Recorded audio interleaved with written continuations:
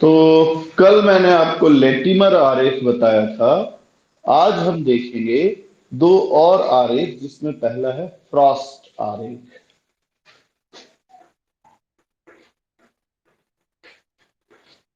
Frost आरेख, हम सबको पता है कि डेल जी नॉट बराबर होता है -n e नॉट एफ। अगर एफ को इधर कर दे तो ये हो जाएगा डेल जी नॉट बटा एफ बराबर -n e नॉट। यहां डेल जी नॉट बटा एफ को कहा गया है वोल्ट तुल्यांक।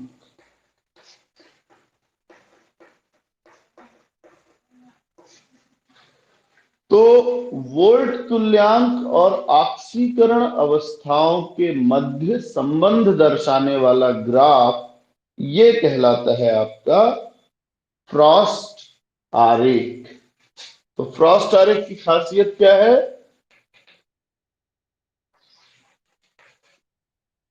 विभिन्न ऑक्सीकरण अवस्थाओं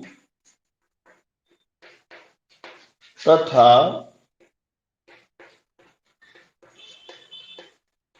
वोल्ट तुल्यांक के मध्य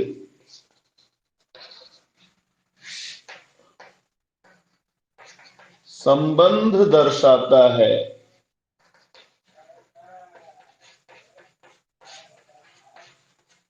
ये मेन बात हुई इसको। तो इसीलिए इसको कहा जाता है फ्रॉस्ट आरेख। फ्रॉस्ट का मतलब है free energy oxidation state, Fr+O+ST। Frost, इसका मतलब हुआ Fr मतलब फ्री एनर्जी, O मतलब ऑक्सीडेशन, ST मतलब स्टेट। तो ये ओवरऑल इसका एब्रिविएशन हुआ। खैर, ये तो जनरल नॉलेज है। अब आते हैं हम बात पे कि इसका ग्राफ होता कैसा है। इसका ग्राफ होता है कुछ इस तरीके का, मैं इधर बनाऊंगा।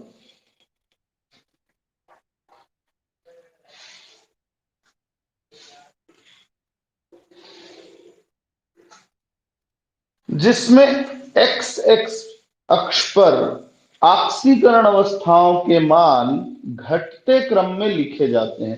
क्रोमियम के लिए ले लो तो 6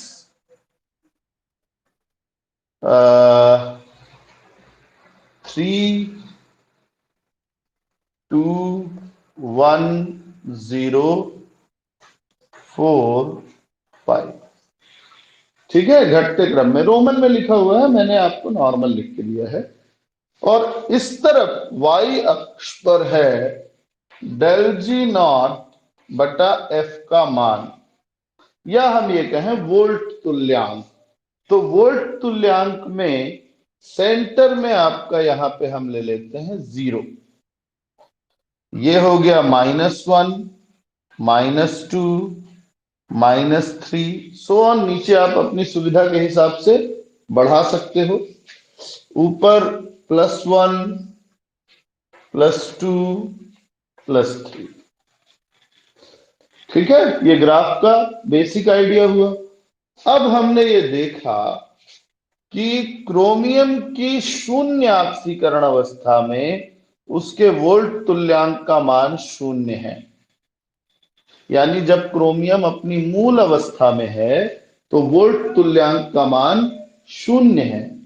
जबकि क्रोमियम की +2 अवस्था में इसका वोल्ट तुल्यांक 1.82, 1.82 माइनस लगभग यहां होगा।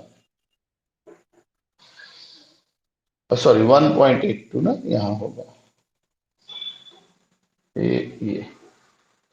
और तो ये हो गया आपका क्रोमियम +2 के लिए। और क्रोमियम +3 में ये मान आ जाता है -2.23। 2.23 कुछ यहां होगा, ये तो ये देखिए ये हो गया। और +6 ऑक्सीडेशन अवस्था में इसके लिए मान है 1.76। तो हम इसको ऐसा खींच देते हैं, ये ग्राफ बन गया।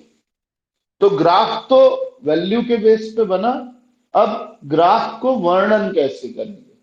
सबसे पहले हम बताएंगे क्रोमियम शून्य ऑक्सीकरण अवस्था में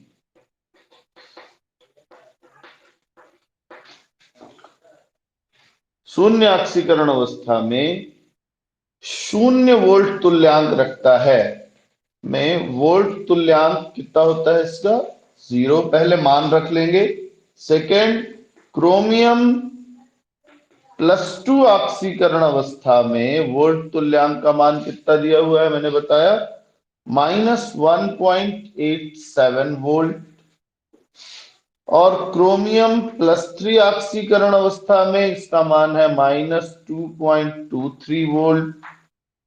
और क्रोमियम Cr2O7 -2 +6 अवस्था, याद रखिए कि +6 आयन के रूप में नहीं पाया जाता है, इसलिए यहां हम क्या लिखेंगे, Cr2O7 -2 +6 ही है वो। तो यहां इसके लिए मान है 1 प्लस में 1.76 वोल्ट। ये 4 मान आपको पता है। इनसे क्या निष्कर्ष निकलता है? इनसे निष्कर्ष निकलता है, पहला, कि अम्लीय माध्यम में क्रोमियम धातु अस्थाई है और 2 इलेक्ट्रॉन देकर क्रोमियम +2 बनाती है। तुरंत बनाएगी, क्योंकि आसान है इधर आना। नीचे आना क्या होता है? आसान। यही समझेंगे इस ग्राफ में, नीचे आना आसान है। तो आसानी से 2 इलेक्ट्रॉन त्याग के +2 बनाएगा। +2 अवस्था भी ज्यादा स्थायी नहीं है, वो भी 1 इलेक्ट्रॉन देके किस में बदल जाएगा? +3 में बदल जाएगा। अब इधर से देखते हैं क्रोमियम की +6 अवस्था। +6 अवस्था बहुत अस्थाई है, इसलिए बहुत तेजी से वो 3 इलेक्ट्रॉन लेकर किसमें बदल जाएगी? क्रोमियम +3। इसका अर्थ हुआ कि क्रोमियम की +3 ऑक्सीकरण अवस्था सबसे ज्यादा स्थायी होती है, जबकि क्रोमियम की +6 अवस्था सबसे अस्थाई है, क्योंकि सबसे ऊपर है।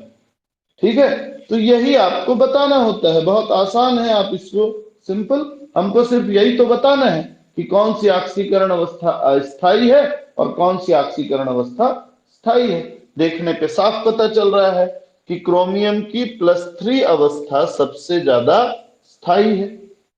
ठीक है, इसका स्क्रीनशॉट ले लें।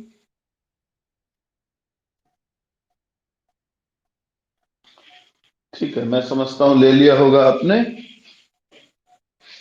अब अगला आरेख देखते हैं, जो थोड़ा सा ऐसा लगेगा डिफिकल्ट है, लेकिन है नहीं। समझने का तरीका अगर बदल देंगे तो दिक्कत नहीं जाएगी।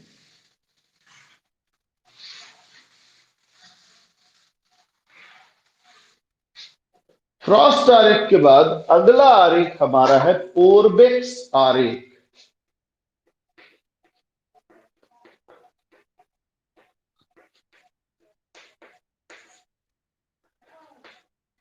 तो हमने ये नोटिस किया कि अभी जो 2 आरेख हमने पढ़े, कौन कौन से? लेटिमर कल पढ़ा था, फ्रॉस्ट अभी पढ़ा। ये 2 चीजों के बीच संबंध दर्शाता है, वोल्टेज और ऑक्सीकरण अवस्था। यानी कि हम ये कहें कि मानक इलेक्ट्रोड विभव या वोल्ट तुल्यांक और ऑक्सीकरण अवस्था। यहां पीएच का रोल नहीं है, पीएच नहीं है। और ऐसा इसलिए नहीं है क्योंकि 3 अक्ष नहीं है। लेकिन इस बात को हल करने के लिए, सरल करने के लिए एम पोरबेक्स जो है उन्होंने एक आरेख बनाया। उन्होंने कहा कि भाई देखो, तरीका बदल देंगे तो बन जाएगा। उन्होंने क्या किया कि मानक अपचयन विभव, पीएच और ऑक्सीकरण अवस्था सब के मान लिए और चार तरफ आपको दिखाया गया। कैसे? तो इस ग्राफ को कई बार पीएच पीई आरेख भी कहा जाता है। पोरबेक्स आरेख को कई बार पीएच पीई आरेख भी कहा जाता है, या ई नॉट पीएच आरेख भी कहा जाता है इसको। ई नॉट मतलब इलेक्ट्रॉन विभव, पीएच आरेख दोनों कहा जाता है। तो इस आरेख में क्या खास है? ये आरेख एक बॉक्स नुमा संरचना है, बॉक्स जैसा आरेख है, जिसमें एक्स अक्ष पर पीएच मान को दर्शाया गया है। पीएच मान को दर्शाया गया है मतलब 0, 1, 2, 3, 4 सो ऑन, 14 तक दर्शाया है। ठीक है ना? तो दो दो का गेप ले लेते हैं, ज्यादा अच्छा है। 2, 4, 6, 8, 10, 12, 14, चलो ऐसा है। ठीक है। एक तरफ उन्होंने लिया हुआ है ई नॉट की वैल्यू, यानी मानक अपचयन विभव वाई अक्ष पर। तो ये पीएच हो गया एक्स अक्ष पर, ई नॉट मानक इलेक्ट्रोड विभव या मानक अपचयन विभव ऐसा। तो 0 होगा बीच में कहीं पे, सेंटर में 0। उसके बाद पॉइंट्स में लिया हुआ है उन्होंने, ठीक है, थोड़ा यहां ले लेते हैं 0, 0.4,